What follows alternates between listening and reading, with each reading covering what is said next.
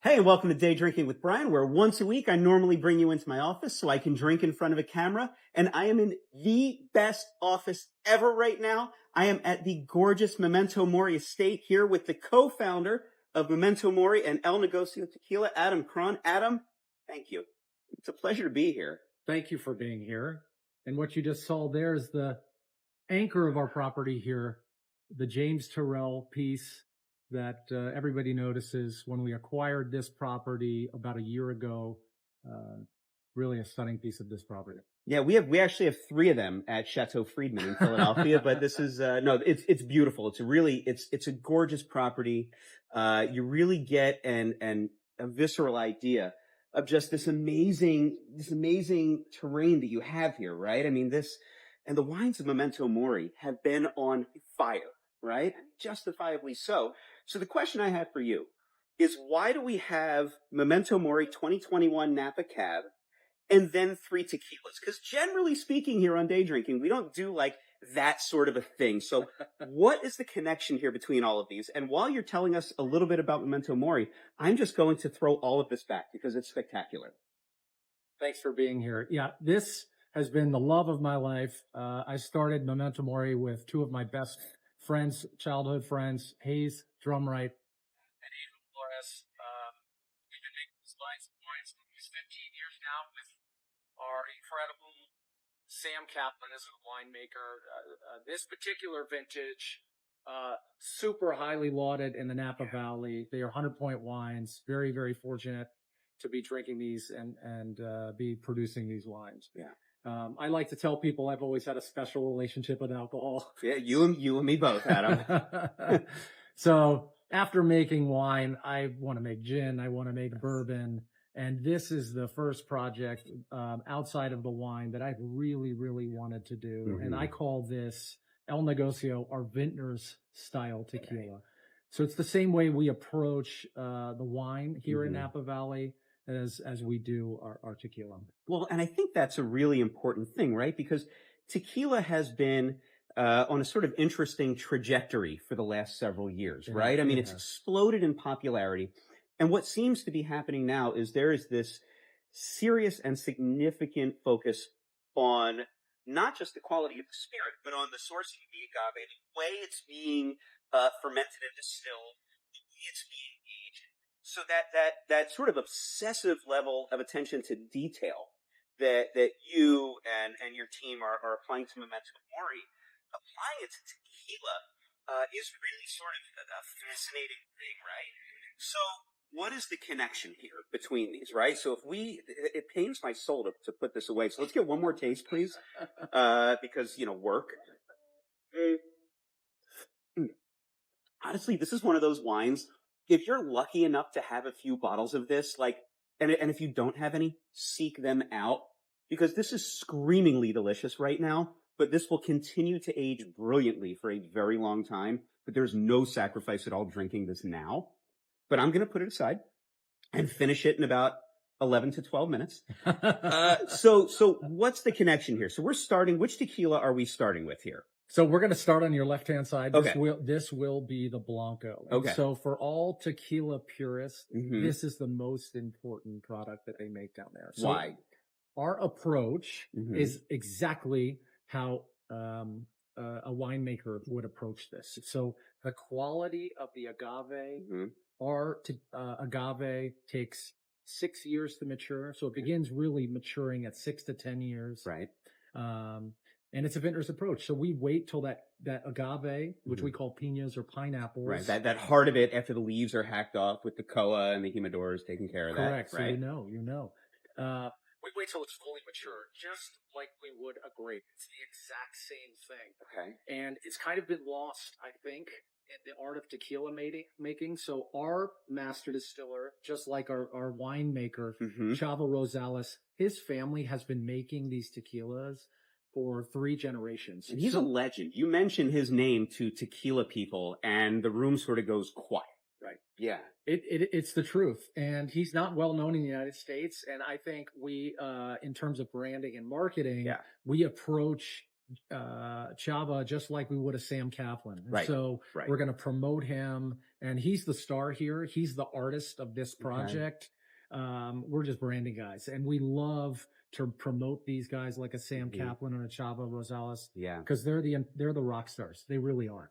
Well, and this Blanco the nose on this is extraordinary. And I think you said something important, that the Blanco is really the basis by which a tequila is going to be judged by a lot of people, because there's nothing really to cover it up. Right. In a perfect world, there's nothing to cover it up, right? Right. So there's no time spent, in wood that's going to be influencing it. So this is really the pure expression of the agave and of the distiller's art, right? So let's taste this and take me through this. Right.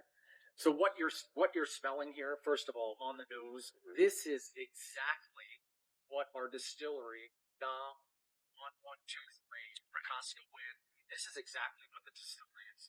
This is cooked agave, and this is the art of it. This is what you are chasing to make. Right. And so, in a lot of ways, like our discussion prior to this, I'm not sure that a lot of people actually know what this smell is in the United States. Right. And so our job here is kind of reintroducing what the classic, real, authentic tequilas are in the United States.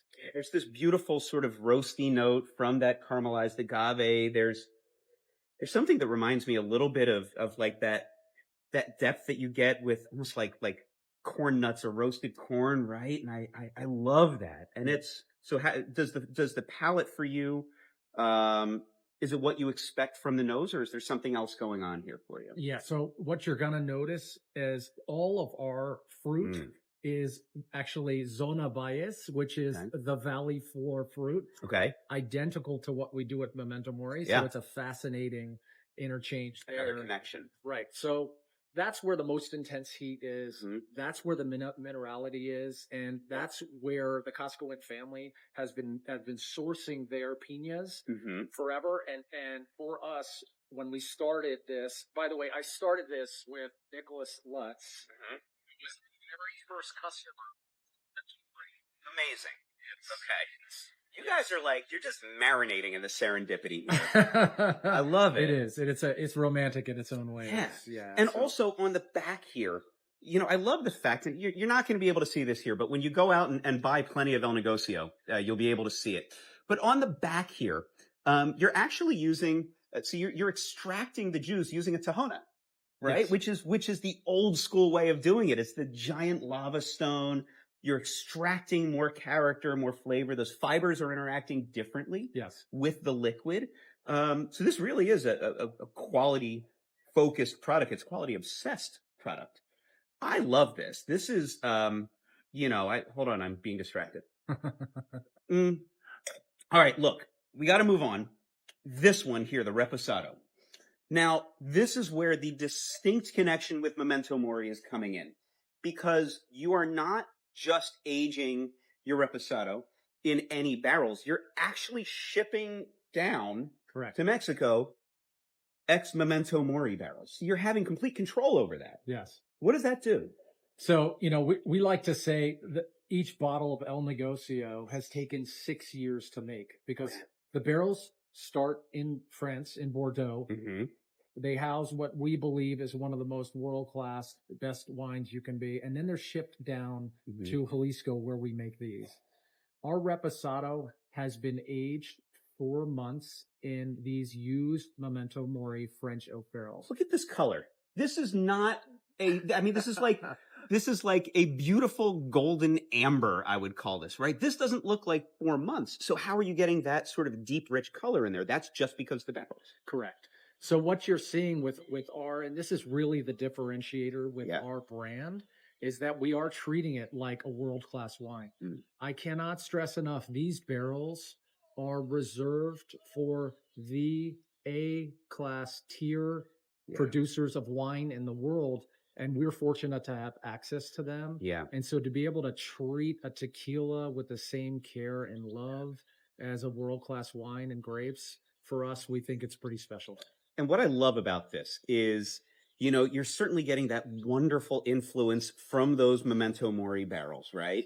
We're getting some of those sweeter spices, those honeyed notes to it, some of those vanillin sort of getting in there. But you're still able to fully appreciate that beautiful agave character. It's not being defined by its time in oak. It's being, I don't know, amplified by it. Exactly. So this is what we've learned through hundreds and hundreds of years of making wine. Mm-hmm. The influence of this type of oak Yeah. really brings out the character and balances out the notes of the alcohol. Right. So what you're seeing is there's real sweetness here. Yeah. There's real volume, and there is, you can see even legs on the product, right? I mean, it looks almost like wine in a lot of ways. But our goal is to treat this and the experience of drinking tequila just like you would a world-class cognac or a bourbon or whiskey guy. Yeah. And we're trying to reintroduce it to the world. And I think this is the way to do it. Well, and I love the word you use. There is a volume to it. There's a tactile presence to this Reposado. It's still energetic. It's still incredibly fresh, but you do have that increased sense of weight on the palate. Yep. But without losing what made the Blanco so extraordinary on its own. We then have the Joven. So what is the difference here? Because we're going back to a tequila that looks pretty similar to the Blanco. It's fascinating. You know, the Joven, for people that don't know, it's the one product that you can make in Mexico that you can actually blend two different expressions of tequila with. So in this case, in our case, we're blending our Blanco, our base, with just a little bit of our Reposado, and it allows us to manipulate it just like a winemaker would manipulate two Cabernet vineyards, for example, and use different barrel treatments. So for us, it's super fun. Yeah. We put it in a matte back bottle because it's going to look different every time we release another vintage. By the way, we call our tequilas vintages because they're supposed to taste differently. Spoken like a wine guy. Yes. Yeah.